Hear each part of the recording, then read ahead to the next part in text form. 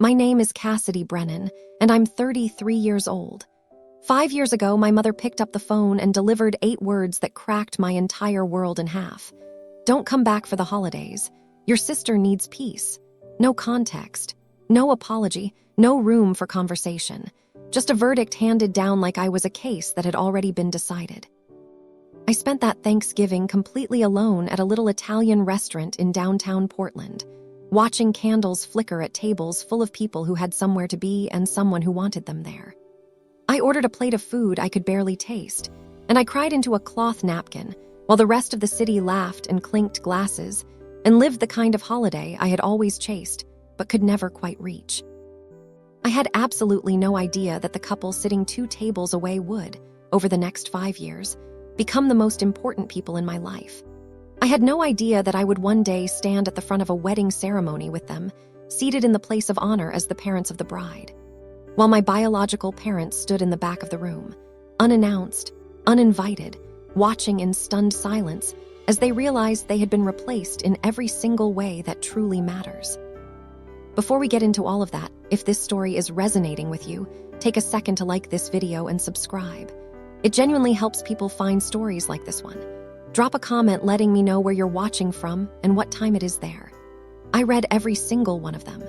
Now, let me take you back to the moment that started everything.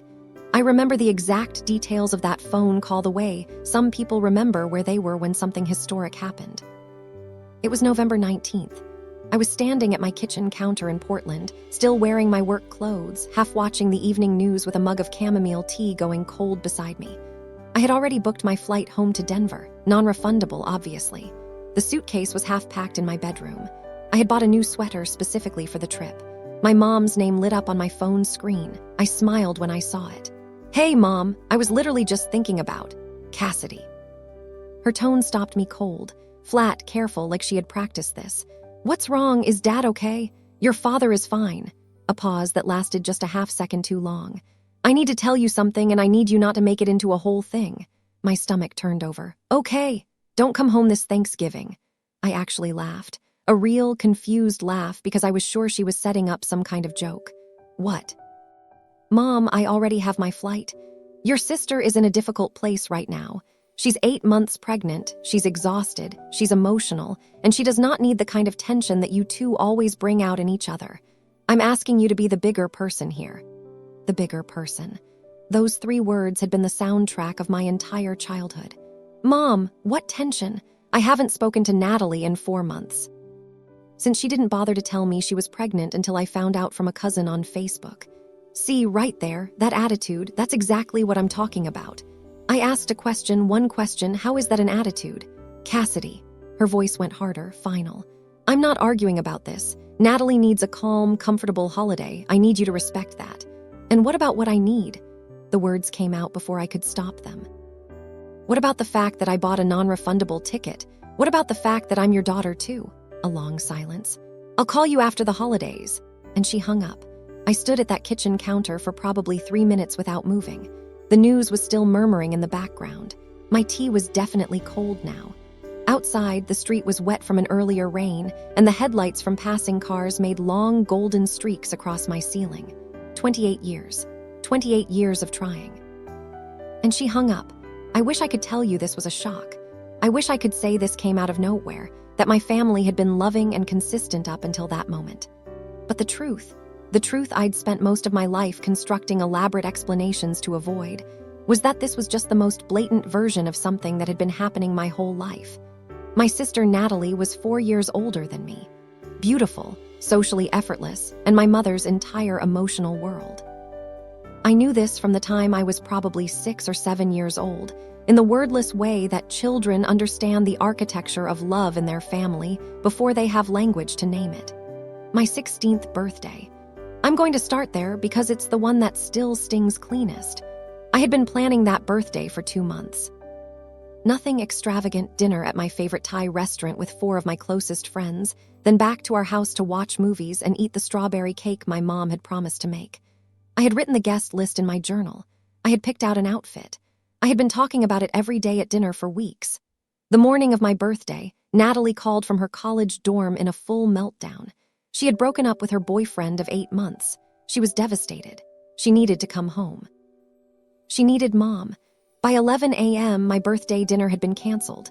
Not postponed, canceled. My friends had already been called. The restaurant reservation was gone. My mother sat on the couch with Natalie for 6 hours while I retreated to my room and ate leftover Chinese food alone on my birthday. "You can celebrate next weekend," my mom said through my bedroom door. We never did. My college graduation. I was the first person in my immediate family to graduate with a 4-year degree, and I did it with honors. I had spent 4 years working 2 part-time jobs, eating pasta 3 nights a week, and studying until 2 in the morning in a library that smelled like mildew and old carpet. When I walked across that stage, I had specifically asked my parents to arrive early because the venue filled up fast, and I wanted to be able to see their faces from the stage. Their seats were empty when I walked. I found them in the crowd about 20 minutes after the ceremony ended. Natalie had a prenatal appointment, not an emergency, not a complication, a routine prenatal appointment that had run long. Traffic was bad. They were sorry. "You understand, baby, these early weeks are so important." Her words landed exactly the way words do when you've been hearing variations of them your whole life. "Your sister needs us more right now. You're strong enough to handle this. You can celebrate later." I had collected those sentences for years, built them into a kind of internal wall, told myself they didn't hurt, told myself I was the bigger person. After the graduation, I went back to my apartment alone and watched my roommate's family take her out for a celebration dinner. I could hear them laughing from down the hall. So when my mother called that November and told me not to come home, told me my presence was a threat to my pregnant sister's peace of mind, simply because I had once, quietly, asked why I hadn't been invited to her baby shower. I want you to understand that this was not a single moment of cruelty. It was the most recent chapter in a very, very long book. I called my father after I hung up with my mom. Old habit, some leftover belief that maybe, just this once, he would be the person I needed him to be. He picked up on the 3rd ring. "Hey, Cass." His voice was careful, measured. He already knew. "Did Mom tell you?" "She mentioned it." "And you're okay with it? You think I shouldn't come home for Thanksgiving?" A long, stretched-out pause. I could hear the television in the background. "Football, probably. You know how your mother gets when things are unsettled," he said finally. "She just wants everyone to be okay. Everyone except me." "That's not. Is it okay with you, Dad? Do you want me there? Just answer that." The silence that followed was 11 seconds long. I counted. I had nothing else to do.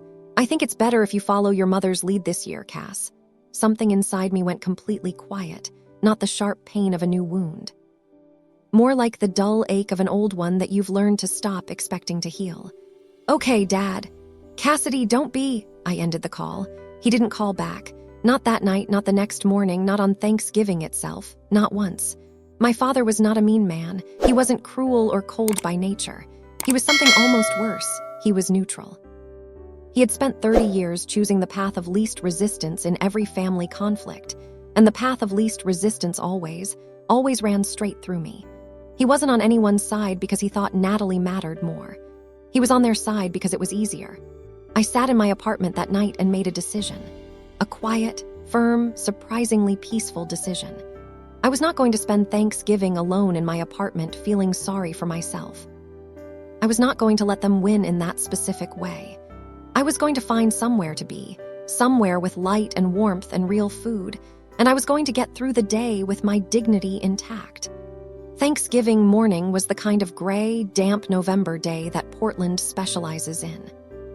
My upstairs neighbors had family over. I could hear the children running across the floor above me, the muffled sounds of a big, loud, happy meal being prepared. The smell of something incredible, roasting garlic, maybe, or sweet potatoes, drifted through the vents. I made coffee. I sat by the window. I watched the street below, empty except for a woman walking a golden retriever in a puffy vest. My phone didn't make a sound. Around 11, I made the mistake of opening Instagram. Natalie had posted a photo. The whole family around the dining table, Mom, Dad, Natalie, her husband Derek, their toddler daughter in a little turkey print dress, everyone beaming.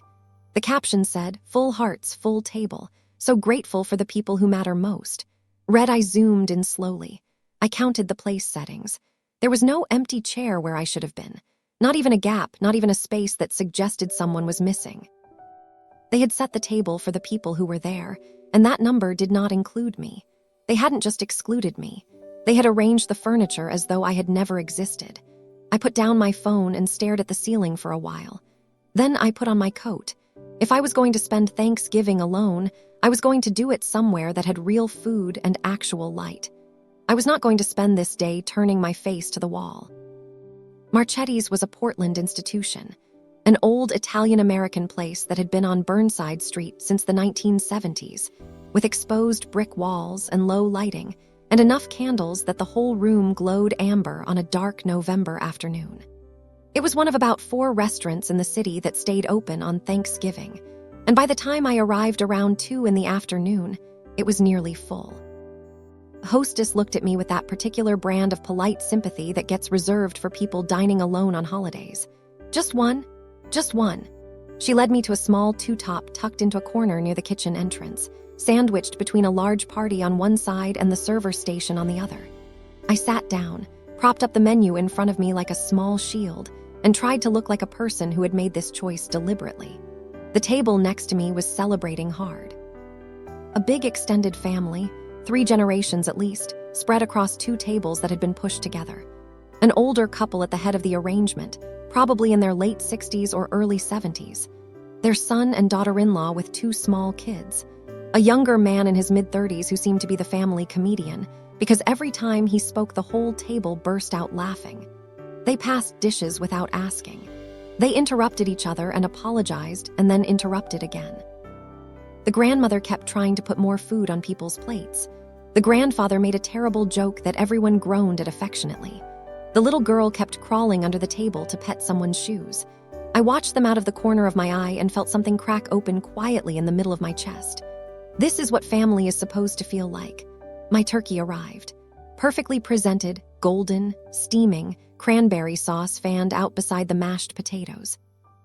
It might have been the most beautiful plate of food I'd ever seen in my life. I took one bite and tasted nothing.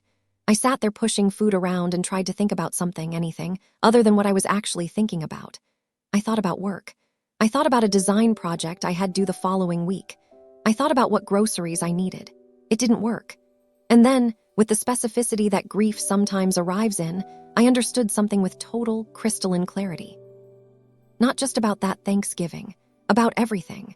I had spent 28 years operating under the belief that if I were agreeable enough, small enough, low maintenance enough, uncomplaining enough, eventually my family would stop treating me as an afterthought. That the love I was chasing was real, it was just conditional, and all I had to do was keep meeting the conditions. But that's not how it works. Conditions like that don't get met, they just get added to. And by the time you've spent 3 decades shrinking yourself down to nothing trying to qualify for someone's love, there's nothing left of you to love. The tears came before I could catch them. I turned my face toward the window. I pressed a cloth napkin to my eyes and tried to disappear the way I always did, the way I had spent my whole life practicing. "Sweetheart," I went very still. "Are you all right?" I looked up. The grandmother from the table next to mine had left her seat and was standing beside me. Silver gray hair swept back from a face that was warm and watchful. She was looking at me with the specific attention of someone who was actually, genuinely paying attention, not scanning, not evaluating, just seeing. "I'm fine." Automatic, immediate. "Just allergies." One corner of her mouth lifted, not unkindly. "Allergies don't usually show up quite like that, not on Thanksgiving." I made a sound that was somewhere between a laugh and a sob. Was it that obvious? Only to someone who was looking. She extended her hand. "I'm Margaret. Cassidy." She glanced back at her family, all of them watching now with warm, curious expressions, and then back at me. "Cassidy, nobody should sit alone on this particular day. Come join us." "Oh no, thank you, I really couldn't." "You're not interrupting anything. I'm inviting you." "I appreciate it, My husband is going to tell a joke that doesn't land in about 4 minutes," she said pleasantly, as if I hadn't spoken. "You'd be doing me a favor. I need someone else to groan with me." The older man at the table, her husband, apparently, raised his wine glass toward me with a grin. "She really doesn't take no for an answer. 41 years and I've never won a single argument." The younger man, mid-30s, dark eyes, a smile that reached them, leaned back in his chair. "He's genuinely not wrong about that." I looked at my cold turkey, my empty table, my slightly damp napkin. I looked at Margaret and her kind, steady eyes and her family that had somehow, in the span of 60 seconds, made room for a crying stranger in the corner. "Okay," I said, "if you're absolutely sure." "I am absolutely sure." She put her hand briefly on my shoulder. "Come on." There's far too much tiramisu for 4 adults and 2 children. I stood up on legs that felt unsteady and followed her. They absorbed me into their table like I had always been there. Someone slid a chair into the gap. Someone else passed me the bread basket before I'd even sat down. Within 30 seconds, I had a glass of red wine and a warm roll and 7 people looking at me with the easy, open curiosity of people who are genuinely happy to meet someone new. "I'm Frank," said the older man, reaching across to shake my hand. "Margaret's husband, though mostly I just hold things and open jars." "I'm their son, Philip," said the middle-aged man beside him. "This is my wife, Anne. The feral creatures attempting to eat with forks are our kids, Lily and Connor." "Hi," said Lily, who was about 7. She looked at me very seriously. "Are you sad?" "Lily," Anne started. "It's okay." I looked at the little girl. "I was a little bit, but I feel better now." Lily seemed to accept this with great seriousness and went back to her role. "And I'm Declan," said the younger man from across the table. He had his mother's eyes, that particular quality of paying attention. "Don't worry, we're all a little much, but we mean well." "Frank is about to tell a joke," Margaret announced to the table. "I was not," Frank started. "He absolutely was," Philip said. Frank grinned. "All right, why did the turkey join the band?" "Dad, because it had the drumsticks." The kids dissolved. Connor actually fell slightly out of his chair. The adults groaned in perfect, harmonized unison, and I laughed. A real laugh for the first time all day. For the first time in what felt like much longer than that. Frank raised his glass. "To unexpected company that makes the table better." 7 glasses went up, mine included. I looked around at these complete strangers, people I had known for less than 15 minutes, and felt something I hadn't felt in so long I had almost forgotten what to call it. Warmth. Genuine, uncomplicated warmth. After the main course, while Philip and Frank argued about football and the kids ran circuits around the restaurant, Margaret moved to the chair beside mine. "So," she said quietly, "how are you actually doing?" "Better," I said. "Really, this has been, you have no idea. Thank you." "Glad." She swirled her wine glass slowly. "But I didn't mean right this moment. I meant, how are you doing with whatever brought you here alone today?" There was something about the way she asked. No performance in it, no agenda. Just the kind of directness that comes from someone who has spent a long time listening to people and stopped pretending to ask questions she didn't actually want answered. I looked at my wine glass. "My mom called me 3 days ago," I said. "Told me not to come home. My sister is pregnant and apparently my presence causes stress. So," Margaret nodded once, slowly, "I see. It's fine, I mean it's not fine, but it's the kind of not fine I've been managing my whole life so." I stopped, shook my head. "Sorry, you didn't sign up for this." "I asked," she said simply. A pause. The restaurant hummed around us. "Can I tell you something?" she said. "I spent over 25 years as a family therapist. Retired now, but I've heard every version of this story you can imagine." I looked at her. "You're a therapist." "Was. And what I can tell you with complete confidence is this. The people who accuse you of causing problems are almost always the people creating them. They just need someone to absorb the blame so they don't have to look at what they're actually doing." The words landed somewhere deep and specific, like a key turning in a lock I hadn't known was there. "That's not your drama you're carrying," Margaret said. "That was never yours to carry." I couldn't respond for a moment. I just sat there. "You are not the problem, Cassidy." Her voice was gentle and unambiguous. "You never were." Those were the 9 words I had needed to hear for my entire life. I want to stop here for a second. If you're watching this and you've spent years being told you're the difficult one, the dramatic one, the one who always stirs things up, just by asking to be treated with basic fairness, I need you to hear what Margaret said to me, because it's true. It was true for me, and there's a real chance it's true for you. There's a very specific kind of exhaustion that comes from being the family scapegoat. It isn't like normal tiredness.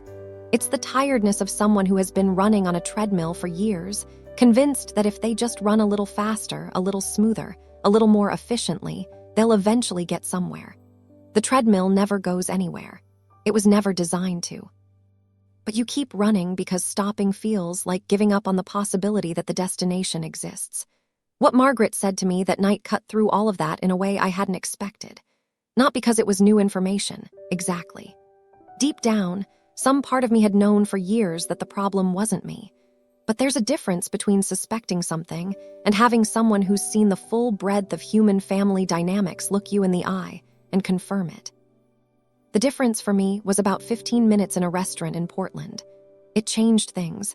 Have you ever been cast as the family scapegoat? Tell me in the comments. And if this is hitting somewhere real, hit the like button. It helps people who need to hear this find their way to it. Now let me tell you what happened next. The evening wound down the way good meals do, slowly, warmly, reluctantly. Pie was served. Coffee appeared. The kids fell asleep in a pile on Anne's lap. When the check came, Frank waved off my wallet with such finality that I didn't argue. "You're a guest tonight," he said. "Guests don't pay, that's the rule." As we gathered our coats in the vestibule, Margaret pressed a small card into my hand. Cream-colored, simple text. Her name, a phone number, and address in the Hawthorne neighborhood. "If you ever want to talk, call me," she said. "I mean that, not just this week."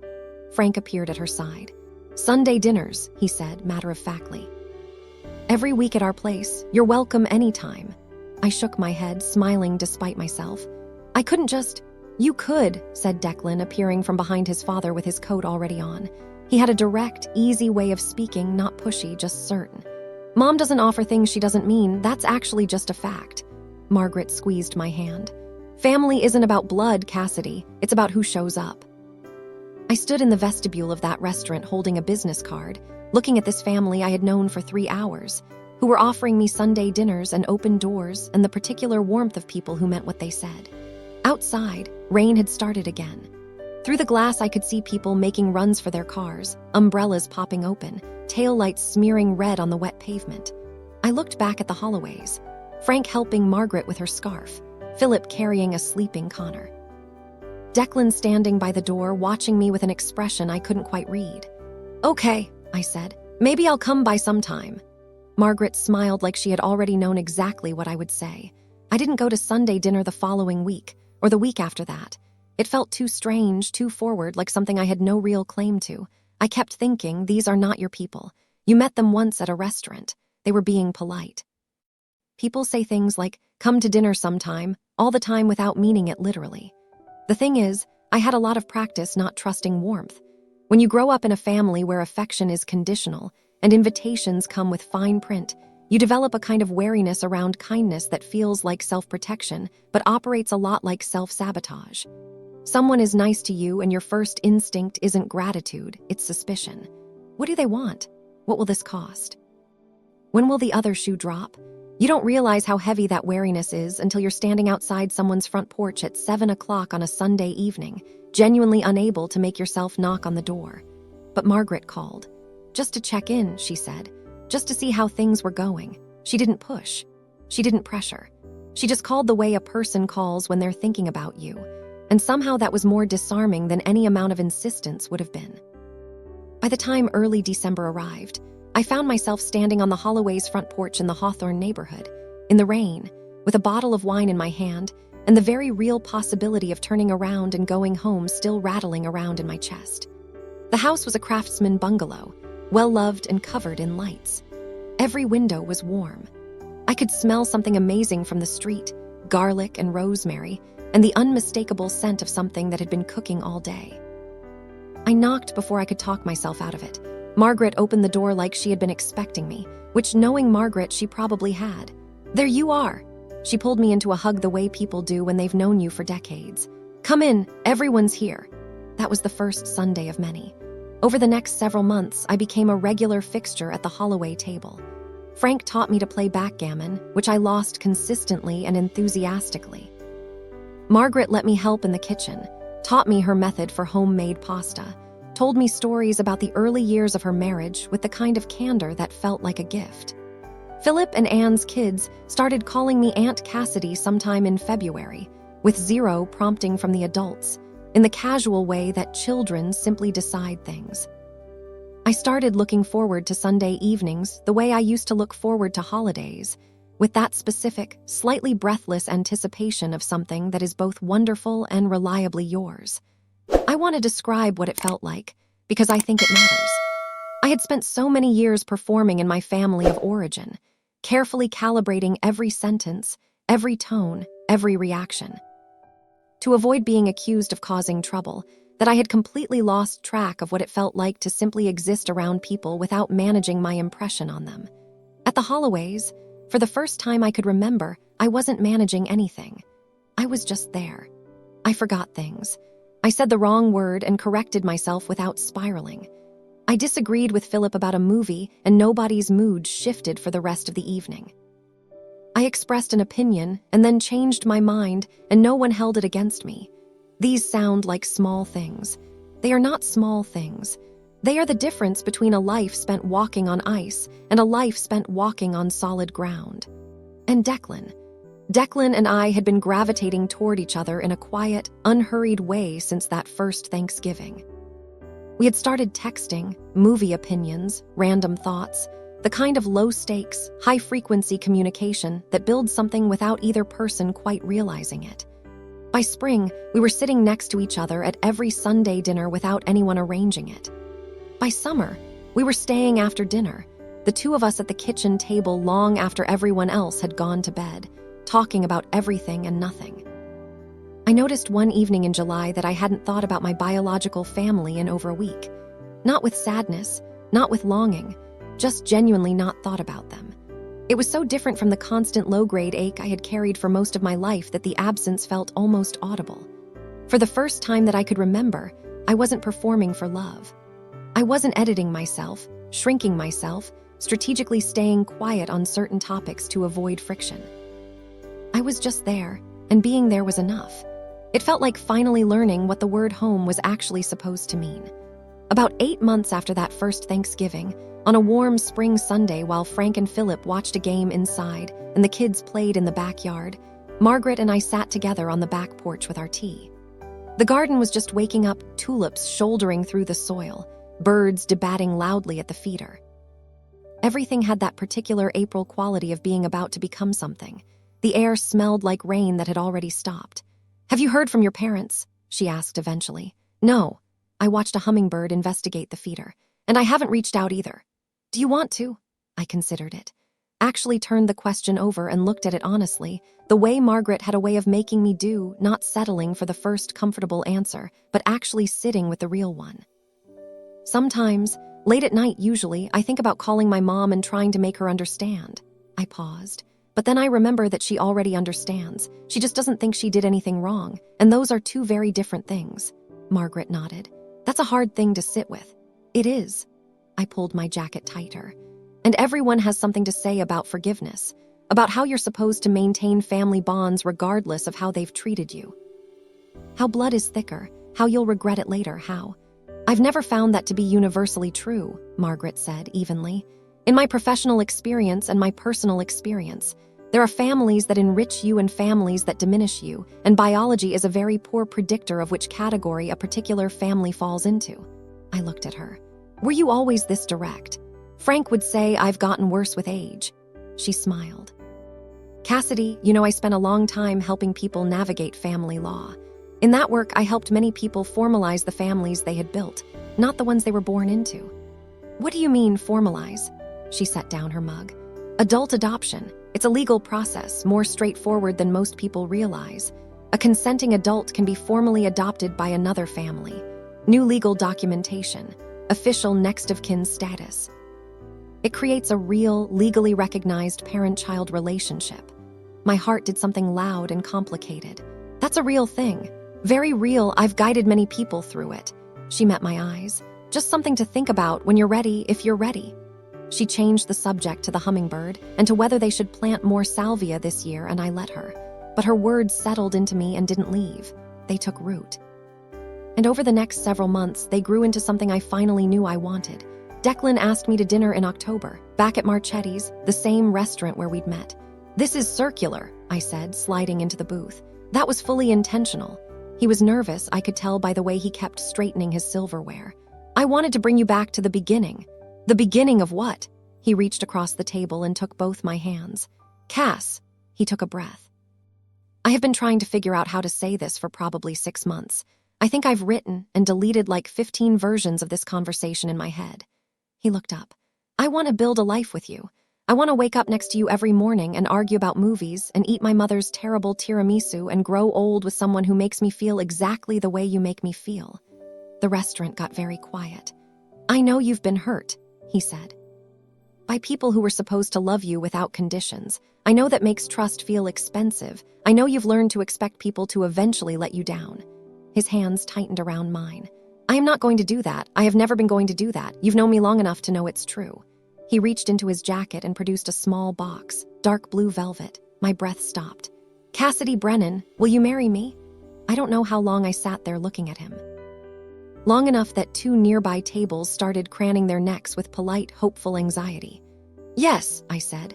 My voice came out as almost nothing. "Yes, absolutely yes."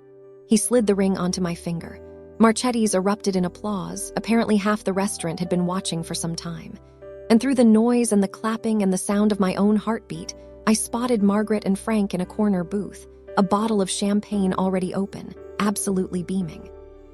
"Mom couldn't resist," Declan said, laughing. I was going to become a Holloway. Wedding planning consumed the next several months in the best possible way. Venues, catering, tastings, flower arrangements, an obscene number of decisions about chair covers. It was overwhelming and joyful, and I loved almost every minute of it. But one question followed me through all of it, surfaced every time I sat down with another task on the checklist. Parents of the bride. What do I put on that line? Robert and Linda Brennan hadn't spoken to me in almost 3 years. Not on my birthday, not at Christmas, not once. I had not called them either. I had decided, quietly and without announcement, to stop reaching out to people who hadn't noticed I was gone. The silence had been mutual, even if it had started with them. I could not put their names on my wedding invitation. They hadn't been present for any of this. They hadn't earned that. I was packing the Holloway's living room one evening, circling the same 3 feet of carpet when Margaret found me. "What's happening in here?"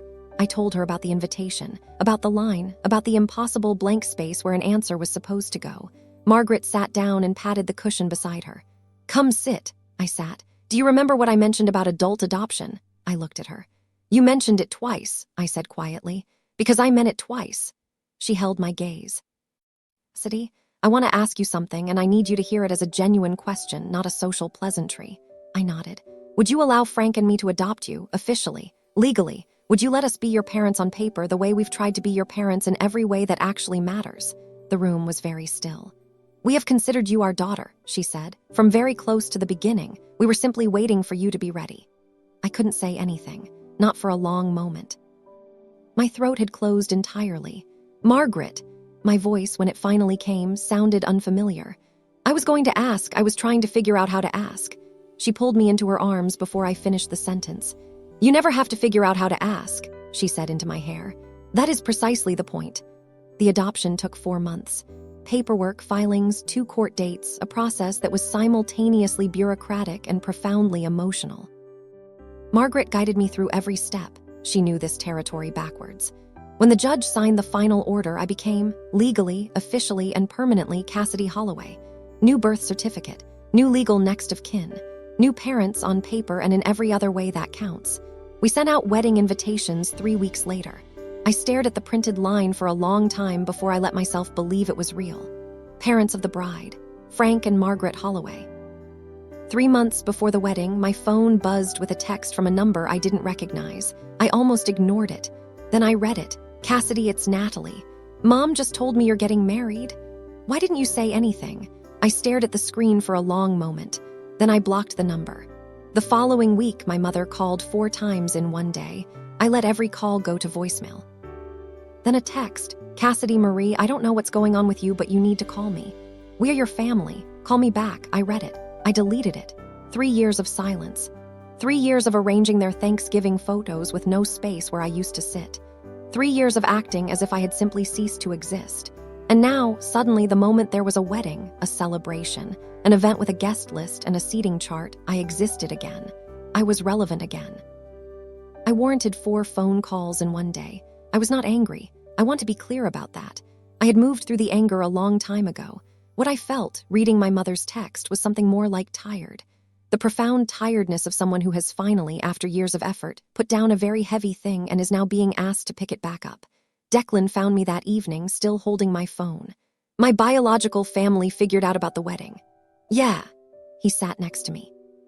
"What do you want to do?" "Nothing." I set the phone on the coffee table. I don't owe them anything, not an explanation, not an invitation, nothing. He nodded and pulled me close. We both understood this wasn't quite over. My mother was not a person who accepted being ignored. The question was just what form her next move would take. She showed up at my apartment 3 weeks later, a Tuesday afternoon. I was working from home, lost in a design project, and I opened the door without checking the peephole. My mother was standing in the hallway. She looked older, more tired around the eyes, grayer at the temples. But she had the same expression she'd always had when she was about to have a conversation she'd already decided the outcome of. "Mom," the word came out flat. "What are you doing here? What am I doing here?" She moved past me into the apartment. I hadn't invited her in. It didn't seem to register. "You're getting married. I heard about it from your cousin, Cassidy, your cousin.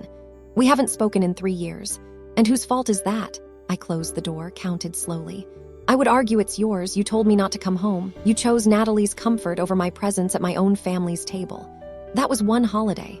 And the 3 years of silence after it, whose choice was that?" Her eyes swept the room. The photos on my shelves, me and Declan, me and Margaret in the kitchen, the whole Holloway family at Christmas with me right in the center of it, exactly like I belonged there. "Who are these people?" "My family. I am your family." Her voice sharpened. "You were." I kept mine even. "You made a different choice. Several different choices over many years, and the most recent 3 years in particular. I want an invitation to the wedding." "No," she blinked. "Excuse me? You heard me." I walked to the door and opened it. "You don't get to erase me and then demand a seat at my table." Her jaw was tight. "This isn't over." She left. She was right about one thing, it wasn't over. The wedding was on a Saturday in late June, a winery in the Willamette Valley about an hour south of Portland. The kind of place where the light is golden all afternoon, and the air smells like grass and flowers, and the whole day has a particular quality of being exactly what it's supposed to be. We had chosen an outdoor ceremony with a reception in a converted barn, big timber beams. Bistro lights strung in lazy arcs across the ceiling, white flowers everywhere. The morning of the wedding, I woke up at 6:30 to birdsong and the kind of stillness that only exists before the world remembers it needs to be busy. I lay in bed for a while and let myself feel all of it. The nerves, which were real. The joy, which was bigger than the nerves. The specific, unusual awareness that this was a day I had never fully let myself imagine, because for most of my life imagining the future too specifically felt like a way of setting myself up to be disappointed. I had believed, for a long time, that I was not the kind of person things worked out for. Not in any dramatic way, not in a way I ever said out loud, but somewhere foundational and unexamined. I had filed myself under a category of people for whom the good things were slightly out of reach, for whom every soft landing came with a catch.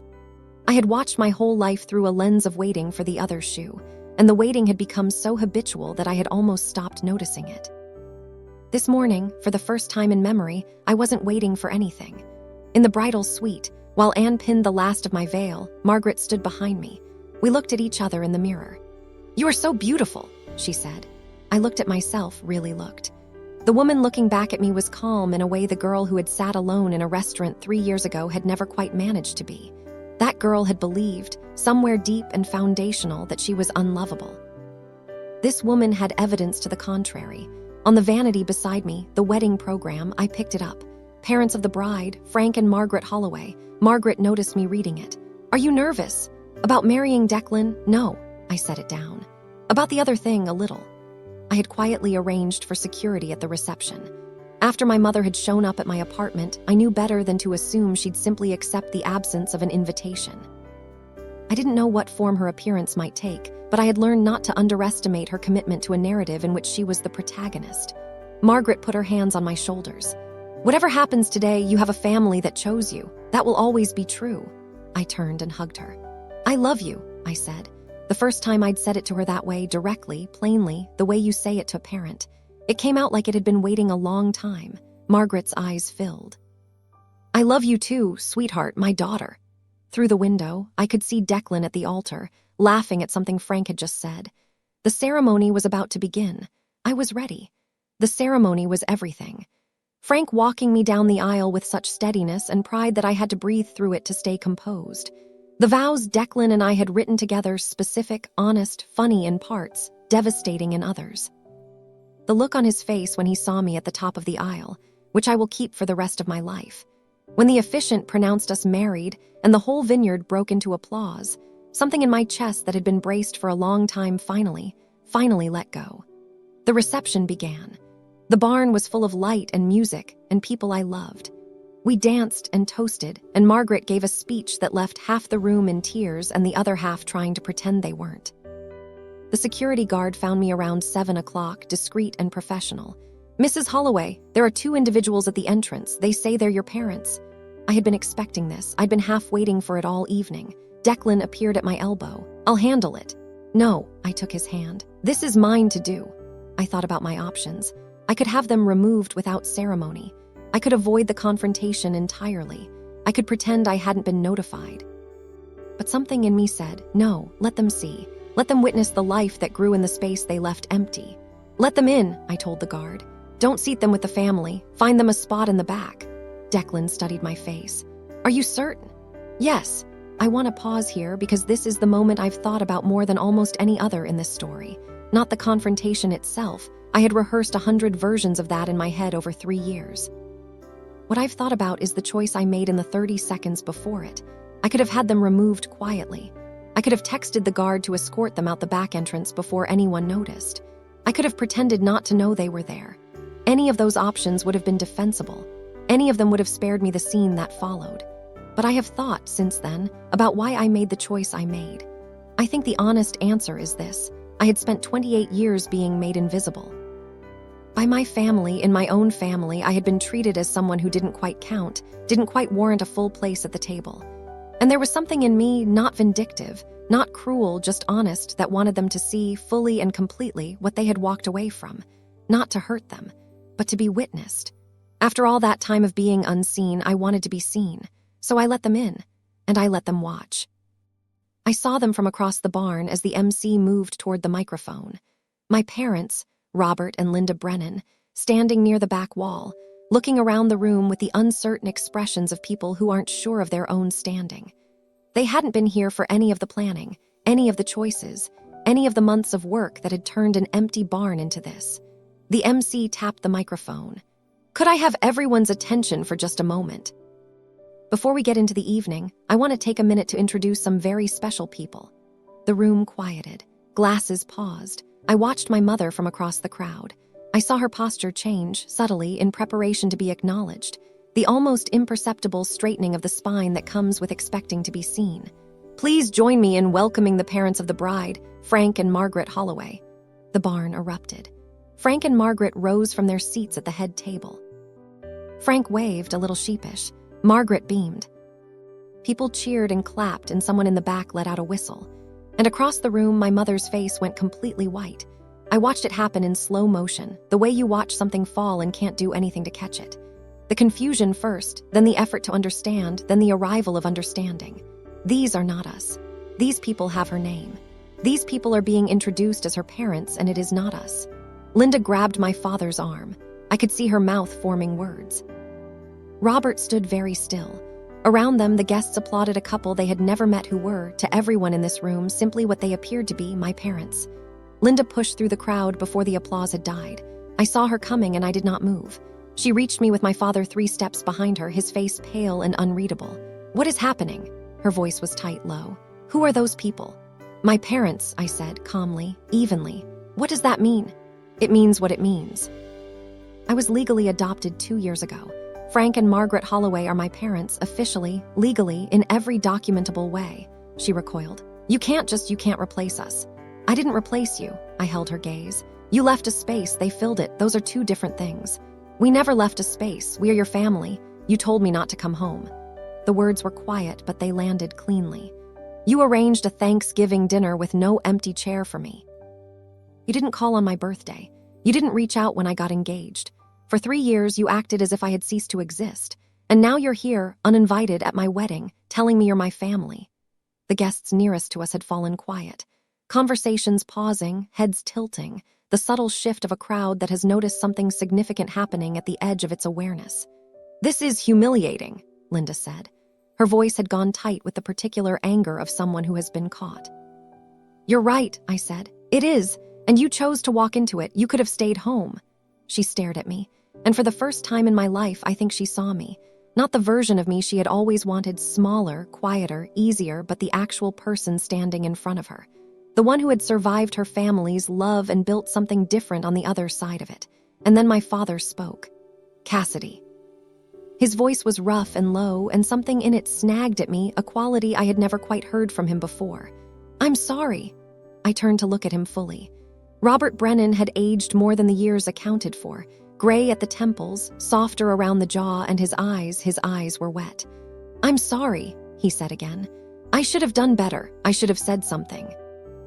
I should have stood up for you, and I didn't, over and over again for years, and I didn't." Linda grabbed his arm. "Robert, this is not the time." He shook her off gently but without hesitation, kept his eyes on me. "You were my little girl. You were my daughter, and I stood in the background and let your mother and your sister make you feel like you were less than, like you were the problem, like you didn't matter as much." His voice broke just slightly. "And that was wrong. It was wrong, and I knew it was wrong, and I kept choosing the easier thing." Something moved in my chest. Old, complicated, not entirely healed. "I know," I said quietly. "I know you're sorry, Dad. I just want you to know, and I believe you." I paused. "But I also need you to understand that being sorry doesn't give me back the birthdays or the graduation or the years of being told I was too much. Sorry is real and I accept it, but it doesn't change what happened. And it doesn't change where I am now." Margaret appeared at my shoulder. She didn't speak, just placed her hand briefly on my arm. "I'm here. You're not alone." Linda was staring at Margaret with an expression I recognized, the particular hostility of someone who has just been made to feel replaceable. "You," her voice was sharp. "You're the one who did this. You put these ideas in her head." Margaret's expression remained composed. "I didn't put anything in her head, Mrs. Brennan. I just treated her well. You turned her against her own family." Frank had come to stand beside his wife. Frank Holloway, who was the most gentle, even-tempered man I had ever known, who told terrible jokes and let me beat him at backgammon only occasionally and wept openly at every movie with a dog in it. When he spoke, there was a quality in his voice I hadn't heard before, something quiet and absolute. "I think it's time for you both to go." Linda turned her attention to him. "Who are you to tell us?" "I am her father," Frank said, steady as anything. "Legally and in every other way that counts, and I'm asking you politely to leave my daughter's wedding. You stole her from us." Frank shook his head, slowly, without anger. "No, we didn't steal anything. We found her. She was sitting alone in a restaurant on Thanksgiving because her family told her she wasn't welcome. My wife walked over to her table and invited her to join us. We fed her dinner. We introduced ourselves. We showed up the following Sunday and the Sunday after that." His voice remained quiet throughout. "We didn't steal your daughter. You set her down. We picked her up." The barn was almost completely silent now. 100 people, none of them moving. "Cassidy is our daughter," Frank continued. "And she has built a life here, a real one, a good one, and she has done it surrounded by people who chose her, who kept choosing her." He looked at the security guards who had materialized quietly at the edges of the scene. "Please see these folks out." Before they could step forward, I held up my hand. Everyone went still. My mother looked at me. Something in her expression shifted, hope maybe, or something adjacent to it. Maybe she thought I was about to relent. Maybe 28 years of watching me be the peacemaker had taught her to expect it. I walked toward them, stopped an arm's length away. "Mom." The words still felt strange in this direction. "Dad, I need you to hear something." My mother's chin tilted, waiting. "I don't hate you," I said. "I want to be very clear about that. I don't hate you. I've made peace with who you are. You're not evil people. You're not villains in some story I tell myself. You're just people who couldn't love me the way I needed to be loved, people who prioritized one child's comfort so consistently that the other child stopped being visible." My father was crying. He wasn't trying to hide it. "I have also made peace with who I am." I stood straighter. "And who I am is someone who deserves to be chosen, not as an afterthought, not when it's convenient, not when there's a wedding to be invited to. Chosen first, chosen consistently, chosen the way the Holloways have chosen me." I held their gaze, both of them. "I'm not cutting you out of my history. You're part of my story. I'm just not giving you a seat at my table anymore. And I want you to understand, that is not me being dramatic. That is not me creating conflict for the sake of it. That is the natural, logical consequence of choices that were made over many years by all of us." A long pause. "Goodbye," I said, gently, finally. "I wish you well, I genuinely do." The security guard stepped forward. My parents left. The room exhaled. And then the barn started clapping again, not for the drama, not for the spectacle, but for something else. Something more private and more significant. I felt it in my chest. Declan reached me, put his arms around me. "You okay?" "Yes," I said, and I meant it completely. The rest of the night was everything a wedding night is supposed to be. We danced until my feet hurt. We cut the cake. Margaret made Frank dance with her even though he claimed his knee was acting up. The kids fell asleep under a table at 10:30 and no one moved them. Declan and I snuck away at midnight and sat on the grass outside the barn and looked at the stars and didn't say anything for a while, and it was perfect. The next morning, the texts started. Cousins I hadn't spoken to in years. An aunt on my mother's side. Various people with various opinions about what I'd done, about family loyalty, about ingratitude, about things they had heard second or third hand. I deleted most of them, but one stopped me.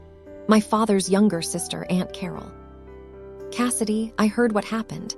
I want you to know I'm proud of you. I always knew how they treated you wasn't right. I tried to say something once years ago and your mother didn't speak to me for almost a year. You deserved better. You always did." I sat with that one for a long time. Then I wrote back, "Thank you. That means more than you know."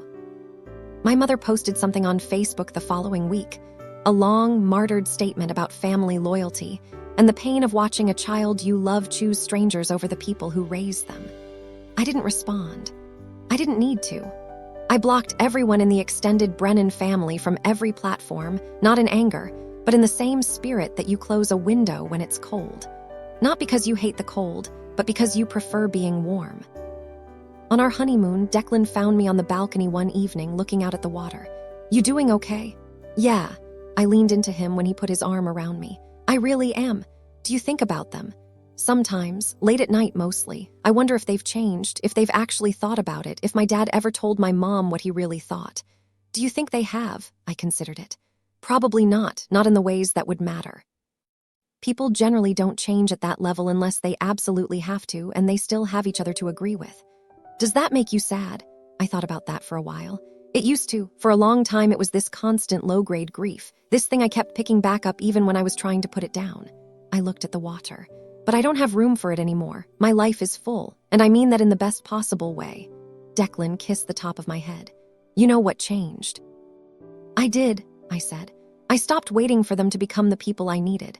I stopped believing that if I was quiet enough or patient enough or small enough, they would eventually choose me the way I needed to be chosen. And when I stopped waiting for that, there was suddenly all this space. And I filled it with something real." The letter from my sister arrived 2 weeks after we got back. I almost didn't open it. "Dear Cassidy, I don't know if you'll read this. I wouldn't blame you if you didn't. But I needed to try. Mom told me what happened at the wedding. She's devastated. Dad has been quiet in a way he usually isn't. I think seeing you there, seeing how complete your life looks, affected him more than he's letting on. I know we haven't always been close, but you have to understand. Mom was just trying to manage a difficult situation. She was doing what she thought was best. You always made things harder than they needed to be, asking questions, bringing up old grievances, making everyone uncomfortable. I know that's hard to hear, but it's true. Maybe when you have your own children, you'll understand why she made the choices she made. Some things are more complicated from the parents' side. I'm not asking for anything. I just want you to know that we still love you, even though you've decided we aren't good enough. Maybe one day that will matter to you. Natalie." I read it twice. Then I folded it and put it in a drawer. "Same letter," I told Declan when he asked. "Different year, she still doesn't see it, she never will. Does that hurt?" "A little. The part that hurts isn't that she doesn't understand. It's that she doesn't want to." I paused. She had access to the same information I had. She grew up in the same house, watched the same patterns, saw what happened over and over. She just made a different choice about what it meant. She decided that the way things worked in that family was normal, and I was the aberration. And she's going to keep making that choice because the alternative, actually looking at it, would cost her too much. I thought about that for a moment. But that's hers to carry, not mine. I spent a long time carrying things that were never mine to carry. A year after the wedding, life had arranged itself into something I sometimes had to consciously remind myself was actually mine. Declan and I had bought a house in northeast Portland, a 1920s craftsman with a deep front porch and a backyard we had immediate, specific plans for. 35 minutes from the Holloways, close enough for Sunday dinners, far enough for our own lives. I had stopped freelancing and taken a position as creative director at a design studio I admired. Work that challenged me in the specific ways I wanted to be challenged. Declan's architecture firm was thriving. We had a life. And I was pregnant. Margaret wept when we told her. The specific, unguarded, entirely undisguised tears of someone who is completely, undeniably happy. Frank pulled Declan into a hug, and then pulled me into one, and then stood there with his arms around us both for longer than was technically necessary. Philip and Anne's kids immediately began lobbying for babysitting rights. One Sunday afternoon, Margaret and I were setting up a room in the house, painting the walls a soft sage green that we had spent 2 weeks deliberating over, arranging a crib we'd built together the weekend before. "Have you thought about names?" Margaret asked, holding up 2 different mobile options. "Clara," I said. "If it's a girl, Clara Rose Holloway." Margaret put the mobile down. "The Holloway part is non-negotiable," I said before she could speak. "I want her to carry the name of the family that chose her mother."